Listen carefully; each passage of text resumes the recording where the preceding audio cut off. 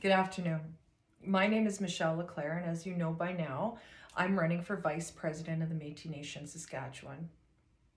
I hope everybody is staying safe and keeping well. I think we're finally seeing the light at the end of the tunnel where our families can be back together, where we can see our grandkids and grandparents and so on and so forth.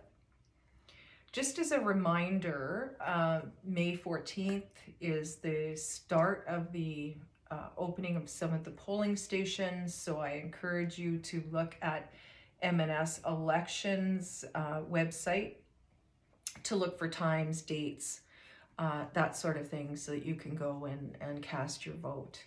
You can also visit my website, which is LeClair, Vote LeClair 2021.com, and we have times and dates also there. So if you want to do that, please do. And please cast your vote and look at the candidates and really this election is so important this year. With that, I received some questions, and the first question that I'm going to discuss with you is Robert sent a question, and he asks, how can disenfranchised locals in Prince Albert be allowed to participate in future MNLAs?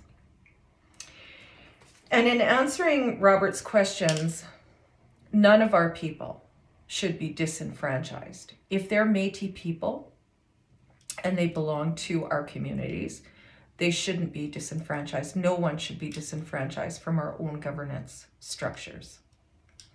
So, a way that locals may not be able to participate.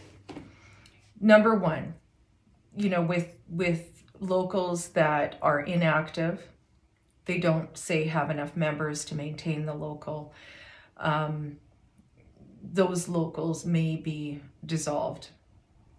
That doesn't happen very often, but it does happen. The other way that people or locals are not able to participate in the Métis Nation legislative assemblies is due to administrative issues. So, for example, if a local hasn't advertised for the amount of time that is required for them to get members out to the meeting, to an annual meeting where somebody is elected or what have you. Or, the minutes aren't properly sent in. But what we do have is we have a provincial secretary who is elected to assist locals in being able to properly manage the administrative stuff. I mean, let's face it, most of our locals do not have capacity. They don't have people working in the local. They have these wonderful volunteers. So, the president and the board of directors and all of that for those locals are usually people who are volunteering and are giving of their time. They're not, they've got jobs, so on and so forth. And the administration piece sometimes lacks as a result. But that's what our provincial secretary is there for. And we have staff that should be assisting these locals so that they're not disenfranchised. If the Métis Nation is not helping our locals, then that is disenfranchising them. That's what we're doing by not assisting them. And there's not, very many reasons why someone or a community should be disenfranchised, not being recognized. That's wrong. And we need to support our communities in that way and in many, many other ways. So the last reason why some community would be disenfranchised, and this would be disenfranchising the community, is by not recognizing them because of political differences. And that's an issue that has come up time and time again. So if I don't agree with my area director or someone on the provincial Métis Council, my community would be at risk of being disenfranchised, and that truly is disenfranchising our people. Politics should not enter into our local business. The locals know what they need. They know what they want, and they want to have a voice at the table. And when they're disenfranchised because of political differences, that's not governance. And that certainly is not good governance. So we need to change that.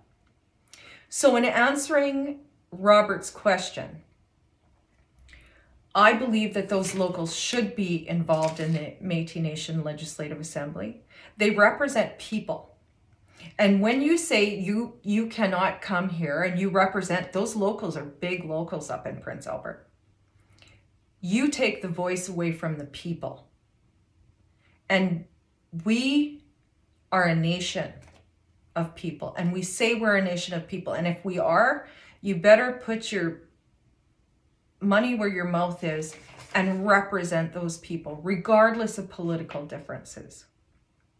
We know as Métis people how passionate we are about our politics. I don't think there's any other organization in Canada that is as passionate about our politics as we are. But we don't throw people out of our nation because they don't agree. So, in my view, those three locals and other locals in Saskatchewan who haven't had a voice, Métis Nation needs to step up and to help them figure out the administrative piece, because that's the only reason why a local wouldn't have a voice, in my view. So I hope, Robert, I answered your question. I ask for your support starting May 14th up to May 29th. I ask you to vote LeClair, and let's make the change. Let's be the leaders that we want to see. So with that, I'm going to say have a great day, and we will see you soon. Thank you.